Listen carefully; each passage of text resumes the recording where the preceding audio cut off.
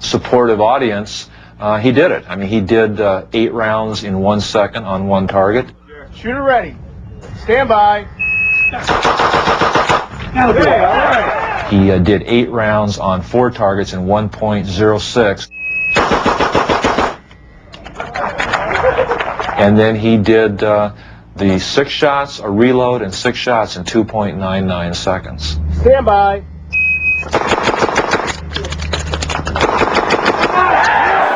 Hey guys, I'm Jerry Miculek. I'm known for my revolver shooting. I've got 21 consecutive international revolver championships. Won it this year, so I've 21 times champion there. I've won USPSA every time, well, only lost it once. I've won the Steel Challenge, I can't tell you how many times in the revolver division, so I hold 5 world record speed shooting a revolver. So I've done this quite a amount of my life is involved with shooting a revolver. So I'm going to give you some tips that I've evolved with over the years. I've shot about 1 million rounds to a revolver, and I'm still learning. So you might see me change next week, but as I am right now, I'm going to show you how I hold a gun. So it sounds pretty basic, but it's a lot of thought put into it. I'm going to start with one of my favorite revolvers. This is a 625 revolver. It's a 4-inch, it's an IDPA gun. It has a set of Miculek grips, and to give you an idea why it has a set of Miculek grips on it, we came out with this I guess 15, 18 years ago. Guy Hogue from Hogue Grip helped me actually design this product. He made the first set for me, pretty much handmade, and I used it in numerous competitions, and people started noticing what I was doing and the grip I was using, and one thing led to the other. Now we market this product. So this is an end frame round butt 625 4-inch IDPA revolver. The way I would hold this revolver would be thumbs wrapped over one another. Kind of give you an idea what that looks like. My stance would be, I shoot an isosceles stance, so my feet are pretty much square to the target. If you were my target, my feet are pretty much exactly square, my chest is square, my head is erect, I want a good field of view. I'm going to produce the gun basically right under my dominant eye, right into the target zone like this, and my thumbs are wrapped. You notice this position here, thumbs wrapped over one another. What I'm trying to do here is get as much of me on the gun as possible, and I also want the revolver as deep in my hand as I can get as possible. The higher it is, the more it levers against you. It's a pivot point, it's a lever. The end of that muzzle, when that gun recoils, it's just like a lever. So the more you give it, the more distance you give it off to the center line of your hand, the more it's going to work against you. So we're going to try to be as smart as we can and hold it as high as we can. That's one reason I deburr or dehorn most all my hammers, so I can get my hand really high on the back strap. You notice right here, if I actually had a hammer spur, it would hit my hand. That's how low I want the gun in my hand. Ideally, if I can hold it right here and fire it, it's going to recoil straight back because it has no pivot point. But the reality of the moment is I have to reach the trigger, so the gun has to come up, and I want to keep this to a minimum. So this is where I'm going to be, right here. Thumbs wrapped over, elbows. If you look at my arms, they're pretty much exactly the same. Right up under my dominant eye, I'm not going to move my face to see anything. I'm just going to produce the revolver right into the target zone and make the shot. You notice where my trigger finger is. I'm not in the joint. If you get your finger in that first joint, you're going to really overpower the gun. You have a tendency, a right-handed guy, you have a tendency to sweep it over to the right. So I want my finger low on the trigger, thumbs wrapped over like this. This would be for an end frame round butt Miculek grip. So we're going to go to a different style of grip. This is a rubber grip that comes off the X-frame. It's got some sorbitane material in the back. It's sold only through Smith & Wesson. It's a proprietary grip that they sell on their X-frame. So if you want to buy one of these, you have to go direct through Smith & Wesson. It's a little bit bigger grip. So when I shoot something like this, I have to change my thumb location. So give you an idea what I do here. I do the same mount basically, but my thumbs do not overlap one another. They pretty much, I use my left hand a little bit more in the butt of the grip, and I come into the target zone like this. So it's a little bit different grip. It's a little bit bigger grip. I don't really like it coming out of the holster. I don't like to work with it with reloads because it's tacky. It's got too much grip surface on it. So to me, it actually slows the gun down. Something you want to remember, anytime you got a finger groove on something, it only fits about 10% of the people. I'm fortunate enough to where my hand size actually fits these grips actually good. So the only thing I don't like about it is textured and it's rubber, so it really has a sticky feel to it. And if you notice on the Miculek grip, that's one of the things I did away with. I wanted the grip small and narrow. The reason for that is when I grab it in the holster, even though I've done this for 30 years, I have a tendency not to grab it the same. That's just reality. So with a style of stock like this, if it's thin and slippery, I can usually grab it. Even if I grab it incorrectly, by the time I get it into the target zone, I can squirm it around and get it right where I want it very fast. Anything works when you have time. But when you're trying to make a shot in 0.6 of a second, 0.7 of a second on your first shot, every little thing contributes to your performance. And this style of grip contributes to me at that level. So that's something you want to think about when you're buying products. So what do you want to do with it? What level you want to take it to? What the ultimate goal is. Also, this style of grip, when I do a reload, I can slap it around in my hand, back and forth, real quick. There again, small and slippery, works really good when I'm doing speed loads and working out of the holster. So that's what I'm looking for.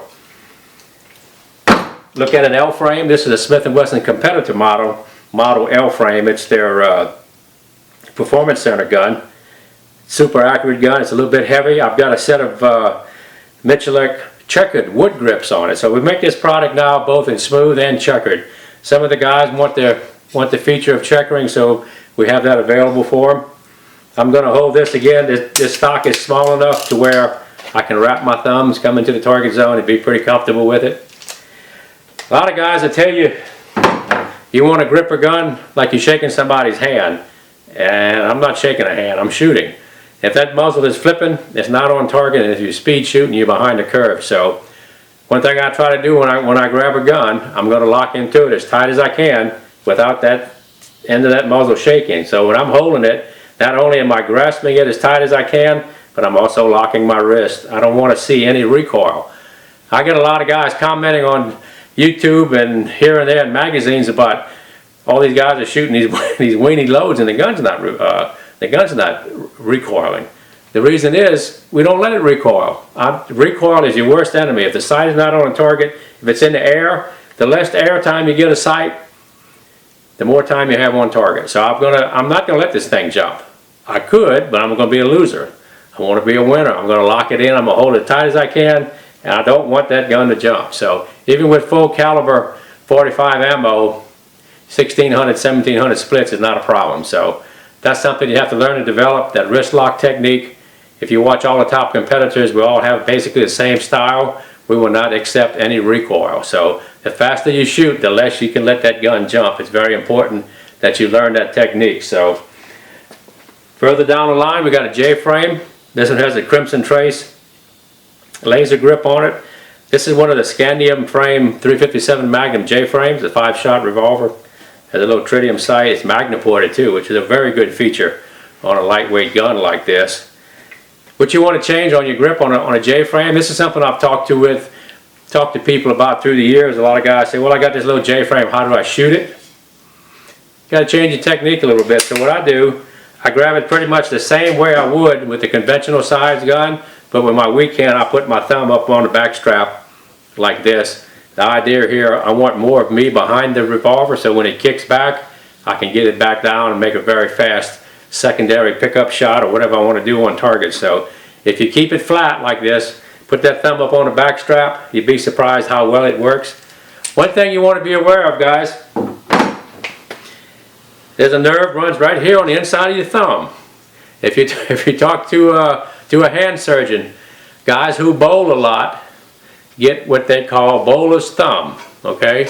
And what that means to the individual is he's held that bowling ball for so long that they've crushed this nerve and it forms a protective sheath on the inside of that nerve, on the outside of that nerve, and it actually damages the feeling to the thumb to the hand. So shooting a revolver is very similar to holding a bowling ball in that respect that it has a tendency to crush that nerve right here. And nothing will excite that nerve more than a scandium J-frame. So this Crimson Trace grip with a little bit of foam on the back, this filler, kind of cushions that impact and it lessens that abuse to the nerve. So it's something you want to think about when you shoot a small gun. You might want to get some style of stock that has a little bit more cushion on the back. So Or if you just do like I did, shoot 1,000,000 rounds, now my thumb is dead, so I don't really care about it. So I paid the price, and it's that's just the way it is. Show you something else here. We got a second. We've got a Chiappa revolver, totally different setup. The barrel is on the bottom. So if you're going to wrap your thumbs over the side like this, like I was doing earlier, you get it right in front of the cylinder gap, and when you pull the trigger, you're going to burn your thumb if you're lucky, and if you're not lucky, you're going to split it wide open. One thing you want to remember about a revolver, and this is true to all revolvers, there's a cylinder gap between the cylinder and the barrel. Smith & Wessons are usually fitted to about a 5 or 6 thousandths of an inch cylinder gap, and that is to allow for function, and also as you shoot the product and it gets dirty, it'll still function. So not a bad thing. You have to realize as a user, you never want to put your finger in front of the cylinder. I've seen guys shoot like this and he didn't pull the trigger but one time, and this finger really takes a lot of abuse. A 357 Magnum, give you an idea what cartridge pressures are. 38 special is about 16,000 psi. 357 is 40,000. 460 Magnum is 60,000. So if you put a finger out in front of that cylinder on a 460 Magnum and pull the trigger, odds are you're not going to have any finger left. It's going to cut it off. It can be very abusive. So you never want to get anything in front of the cylinder. So you see the two techniques. When my thumbs are like this, they have a tendency to get a little bit long. You want to avoid that tendency to get that thumb out in front of that cylinder. So if you overlap your thumbs, they'll never get in front of the cylinder. Give you some idea of the different techniques and what can contribute to safe gun handling and also unsafe gun handling. Okay, we're going to give you a quick overview of the two basic styles and stances of shooting a handgun, be it a revolver or a pistol or whatever. I shoot an isosceles stance, which is pretty much the modern method of how people compete. I use it on just about everything I do because it's such a perfected method, and it's also the most repetitive method that I can come up with. So when they call me to the line, they say, Jerry, this is your 21st championship. Shoot. I got to make it right the first time. I don't get a second chance at it. So I'm going to bring to the line the best technique possible. And then what I've come up with through 30 years and 1.5 million rounds of ammo on the range is standing square to the target. You notice my feet position here. If that was my target right out in front of me, they're pretty much square to the target. My shoulders are square to the target. The big thing for me is my vision is also square to the target. Because as you start to compete, your vision skills have to be as important or more important than anything else. You have to see fast to shoot fast. Very important, guys. I want my vision flat, and I want to look through the center of my glasses and not through the top. So I'm standing here square to the target. If I had my holster on, I could go ahead and draw and make a shot in 75 hundredths of a second without any problem with reaction time. And that's very important to me as a competitor. If I'm shooting steel challenge, I want all my first shots to be at a second or better, no matter how far the target is away. So there again, application, guys, is where we are as a professional. If you watch all the guys shooting steel challenge, if you watch all the guys shooting USPSA, IDPA, they're going to have a stance very similar to this. They might have a little bit different on how they put their feet, but other than that, they're going to be square to the target. And the big thing for me is when I make a shot, that revolver has to return to that absolute perfect position again for the next shot. So when I'm shooting, the last thing I want to do is hunt and peck for a front sight. So with my technique, as soon as the shot fires, the blade comes right back in that rear notch and it's going to settle right in the middle. I have no work to do other than to pull the trigger. To me, that's a good technique. If I could do anything better, by God, I'd be trying to. I'm constantly tweaking what I'm doing so I have the advantage and have also the ability to repeat my performance on command. Anything works when you have time. I can shoot the thing upside down with my little finger on my weak hand and hit targets at 100 yards if I have time. Time is what a professional does not have, so a technique has to be to where you can repeat it. So this is where I'm at right now, guys, right here, pretty much square to the target. But you want to remember when you produce that handgun to the target, what you're going to do with your elbows. That's very important also to a competitor. Where my elbow position is going to be under the gun, going to be parallel to the ground. What am I going to do? Am I pushing and pulling? I don't think so. I want a good neutral stance to where I want to work the less and get the most repetitive performance out of my stance. I don't want to have to work for anything. And I don't want to move my face. I don't want to have to squat. I don't want to look through the top of my glasses. I want to be standing there and I want to shoot. To me, that's a beautiful thing. If I can stand there like this and then produce a gun and make a shot in 75 hundredths of a second, I don't have to lean, squat, push, pull. It's repetitive. It's a winning way of doing things. And if you go to the matches, guys, this is what you're going to have to do, or you're not going to be competitive. So that's just the way it is. Give you an idea of some stance techniques. Got my old trusty 625 here. We empty. If you look at my elbows, they're pretty much, if you look at my arms, they're about exactly the same. The reason for that is when that gun discharges, I want it to push on my body square. I don't want it to push on my right hand side of my body. I don't want it to push on my left hand side. No matter what the power factor is on that cartridge, I want it to drive me straight back, okay? I want that front sight to recover straight up and down in a notch. So this is how I'm going to stand. When I'm actually standing here ready to shoot a match, all the weight is on the front of my feet and never on my heels. If I'm leaning back, I'm negative, and it doesn't take much to actually push me over. So all I need to do is stand like this. I can shoot power factor up to 200 like this without any problem. If you maybe have a little bit smaller stance, you might want to lead a little bit with your left foot, but that's just a personal preference. That's a size factor. You got to calibrate yourself to the power of ammunition that you're going to shoot.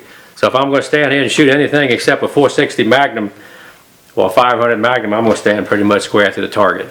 Just have the weight on the front of your feet, lock your wrist in, produce the gun, wrap your thumbs if you want. If that size of the grip will permit you to do that, this actually has better control. So that's where I'm at with this. Now, should we want to shoot a Weaver stance, let's take this 327 here and go into the classic Weaver stance. The big difference is on a Weaver stance is that firearm is in line with the arm. Okay? So that means to see the target, I have to blade into it really hard, and I also have to lean my head to see the sight, and I have to push here, and I have to pull here, and I have to lean, and now my feet, my balance point is not really good right here. And the big thing for me is target transitions, hard left to right, you have a tendency to rainbow the gun because your arms are not the same. And this is something we evolved with through competition. Old Weaver there, when he started back in the day, his technique was the best there was. And we shot it for years and years. And then things started getting faster and faster and faster. And we found out that it just wasn't competitive. It wasn't also repetitive. So when you got to the line, you might have a really good performance. And the next run, you really didn't have a good performance. So then you became a loser. Well, it's not good. So we pretty much adapted to another technique. Rob Latham and Brian Edis and Jerry Barnhart, all these guys back in the 80s and 90s, they showed up, they were standing like this, and they were shooting, and they were killing us. So we had to evolve. We had to evolve to the next level. So, and it pretty much mutated into what you see here, which is pretty much a basic isosceles stance. And it's a beautiful thing. It's very fast. It's very repetitive. So I don't have to push and pull. I don't have to lean my head. And I'm only speculating, but I would think in a self-defense situation, less is always going to be best. So if I have to move my head to see a sight, and I'm under a lot of stress, odds are I'm not going to move my head to see a sight, and a right-handed guy is going to always shoot to the left. And I've seen that in a lot of classes I've done. So anyway, pick the style you think is going to be good, and if you want to grow as a shooter, go to competitions, bring your best ability, bring your best equipment, and that's what competition is all about. See who wins. Another thing, guys, you want to remember, a lot of the modern shooting sports, you have to shoot on the move. Three-gun nation, if you have your feet standing still, you're just going to come out last. That's just the way it is. So every shot you make on a three-gun nation qualifier matches, you have to be on the fly. So with the isosceles stance, it's very easy to stay right into the target. If I was to try to Weaver at all and try to run, man, you just saw it right there. My feet, I got to lean over, I got to try to run and shoot. It's not going to work, guys. So remember, perception is one thing, application is the other. If you go to combat matches, you go to three-gun matches, you go to the action matches where you have to run and shoot, you're going to have to do the isosceles. Well, it's going to be very apparent that your times are going to be pretty ugly. So there you have it, guys. If you try to shoot like this and run, no way to do it. So pick and choose. Okay, guys, we made it out to the range. I've got a revolver with the smaller wood grips. I also have a revolver with the bigger rubber grips. I'm going to start with the Miculek grip first. So the technique I use with these smaller stocks is I wrap my thumbs over one another. So when I'm in my firing position, I'm going to have my thumbs wrapped. So I'm going to go ahead and fire 6 rounds in this position and give you an idea what it looks like. I've got some 38 wad cutter ammo. So it's pretty mild ammo. So let's go ahead and just shoot 6. Wrap our thumbs over here and shoot 6 on that center target.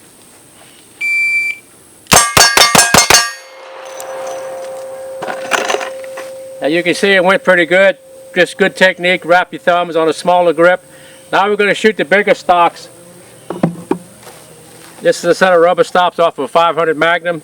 It's on a 327 Smith & Wesson. So what I'm going to do here is point both of my thumbs toward the target. I'm not going to wrap them. We'll go ahead and pick up on that same target there. We'll go ahead and shoot 6. Here we go, target in the middle.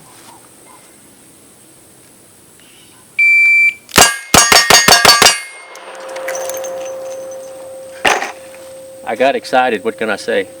But that gives you an idea of the 2 different techniques and what to do with your thumbs. Okay, we're going to take the Miculek grip again. This, by the way, is one that is checkered. It's on an L frame. It's on a Smith & Wesson Performance Center L frame competitor model. Pretty nice setup here. We'll go ahead and put 6 rounds in again. We're going to wrap the thumbs like we talked about earlier.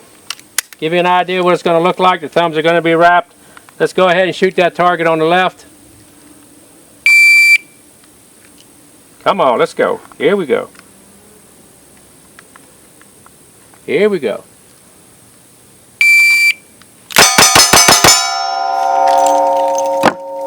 Not too shabby. All right, I kind of like the way that sounded. Take a look at it. Anyway, we did about a 16.5 split there with the wood grip. Nothing spectacular, not bad. We'll take that rubber grip, a little bit larger stock. So I'm going to change the way I hold. I'm going to have my thumbs pointing toward the target. I'm not going to overlap them to one another. Let's go ahead and load that up and give it a run. All right, here we go.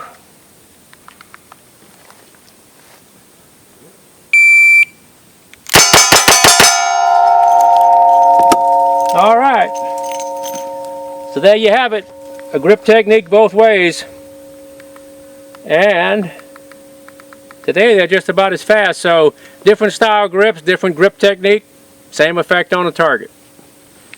Hey guys, we talk a little bit about stance. You can write books on this. I've been doing this for 30 years, and one thing I had to learn as a competitor, if I didn't adapt to what the environment predicted, I would become a loser. I had to change. We all started weaver stance. We didn't know what we was doing. That was the only thing available. We tried it. We shot it for years and years.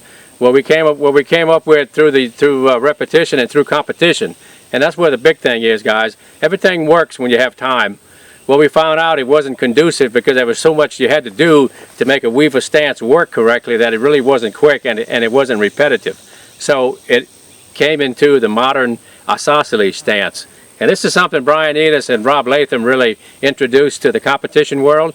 And when you stop and look at it, it makes a lot of sense, because if I'm standing here looking at the camera, and if I'm in my competition gear, if I'm in my carry gear, all I have to do is produce the gun and make the shot. If I was to shoot a weaver stance, if I produce the gun, I have to blade into the target. I have to lean forward. I have to straighten this hand. I have to bend this one. I have to lean my head to see the sights. So by the time I do all that, exactly, it takes time. And in the professional world of competition and in self-defense, guys, whatever's the fastest, most repetitive technique is going to be the winner. Be it self-defense, be it competition, be whatever. If you want to be quick and you want to be alive, you're going to stand like this, and this is the way you're going to shoot. So all the guys who want to do anything different, when you come to a match, you're going to be a loser. And that's just what it is. And that's something I had to learn through the years, is to take perception of application and get it out of my mind and really apply myself to the targets. So what we came up with through the years of burning 1,000,000 rounds on the range was to stand square to the target, and I produced the gun, and my arms are the same, and it's right in the center of my vision, right here, right into the target zone. It also makes my finger a little bit longer, It's just a very fast, repetitive stance, and I can't even think about shooting any other way except this. And if I don't shoot this way, I'm a loser, so this is where I'm at. If I can think of something better next year, by God, I'm going to try it. But as I have adapted myself through 30 years of competition, this is where I'm at, guys. Right here, square to the target, arms the same, hit position is just like I'm talking to you. Now I'm producing a gun and now I'm shooting. There's nothing faster than having your vision flat to the target. Another good thing about this stance, guys, I can shoot over here, I can shoot right here, and I can shoot right here without even moving my feet. If I was to blade into the target like this, I'm about right here. I can go about right here. So I actually have a bigger field of view without any motion to my feet whatsoever. So this is another adaptation of speed versus target. So this is where we are. If I was going to actually shoot in a match, I lead with my right foot a little bit, and I'm right-handed, which is kind of unusual, but that's where my finger fits the trigger. So from right here, draw and make the shot. I don't move my head any which way at all. Very fast, very repetitive. When competition, when they say, Jerry, come to the line and shoot, I got to bring my best stance, and this is it. One thing good about competition, guys, it separates perception from application. So I'm going to apply myself to these targets. I'm going to stand square to the middle target like we talked about before. I'm going to take that model 327 on the timer, come up and shoot 3 on the far left target, and I'm going to transition all the way over to that right hand target, and I'm going to try to do it in 20/100ths of a second. So it's a big transition. I got the right gun for the job, and I got the right stance. So let's go ahead and do it. Let's load it up and give it a whack here. We're going to shoot 3 left, 3 right, and try to make it over there in about 20/100ths of a second. Here we go, 3 left, 3 right.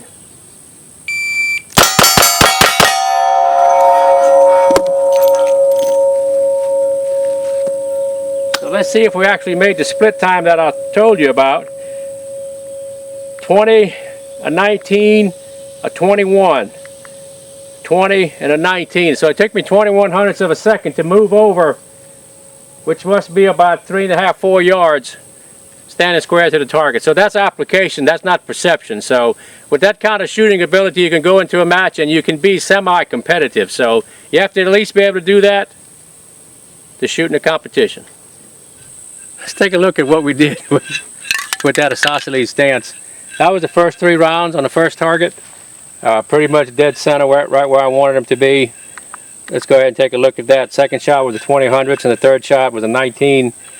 So we're running about 20/100ths here per shot, and we went all the way to the right. I'm going to step it off. 1, 2, 3. So we went at least 9 feet, and we did that in 21/100ths of a second. Then we had another 20, we had about a 19. So there's the 3 shots. So pretty easy to do, guys. My vision square to the targets.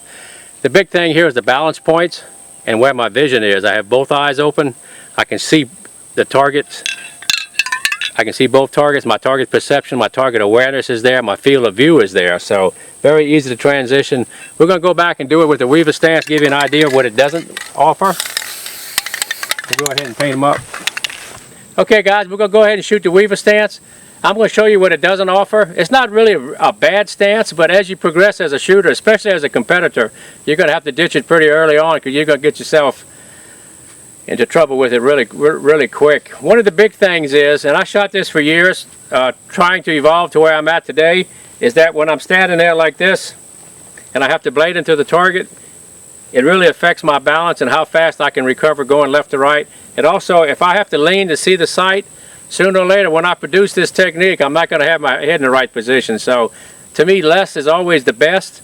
And the isosceles, I don't even have to move my face. I'm standing there, now I'm shooting. That's a beautiful thing.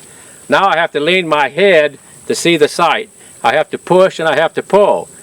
That works really good when you have time to push and pull. I can shoot some pretty good groups this way, but it's not really fast, and it also transitions left to right, really hard transition. You have a tendency to rainbow the gun coming into the target because you're not standing and your pivot points change, and also your balance on your feet. So as you evolve as a competitor, you'll find yourself going back to the isosceles is just a lot easier. So anytime you push pull, any kind of muscle tension like that, if it's not exactly the same, it really affects how well that gun recovers from shot to shot. So to truly do a Weaver stance correctly, you push and you pull. Sounds really good until you miss one of the muscle tensions, and you're going to get oscillations on the sights that are just not conducive in a competition environment. So let's go ahead and shoot a same drill, 3 on the left, 3 on the right. I'm going to try to weaver it and see how it goes. Take that 327 again.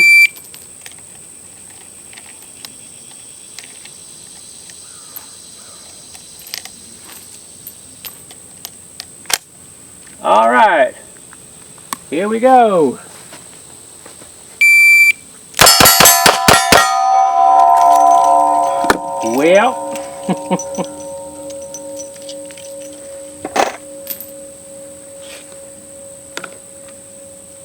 Well, that technique is so foreign to me now. When I transitioned into my first target, I actually overshot it, so it would take me a few runs to get back in the groove, but I'm not even going to waste my time on it. I'll just give you an idea of what I did. First shot, 102, a 20, a 19. It got over there, a 26, so a little bit slower, but I passed the target up. One of the things I found myself coming over, I couldn't stay.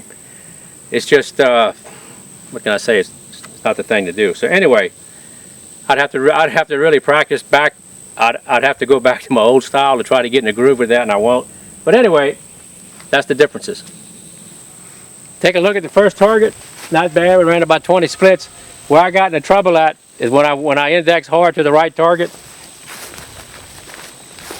This not being in the center of my vision, I lost it. I overshot the target, and I came back with the other two. So to me, it was and I haven't shot this technique in forever. It was a loser for his field of view coming into the right-hand side. So there you have it, guys. One thing about competition, it weeds out perception and it puts in application. So there you have it. As you can see from the on-range footage, the technique I was using works pretty good. So what you want to do is when you watch this video that we just made, take the techniques, don't hesitate to adapt it to your hand size or your grip size or the particular firearm that you're using. Don't hesitate to try what fits you the best. So, but you can see the basic technique of an isosceles is a winning stance. So go out and practice a little bit. And I also would like to invite you to subscribe to Miculek.com. We've got some really good stuff coming up, so I appreciate you watching. Thank you.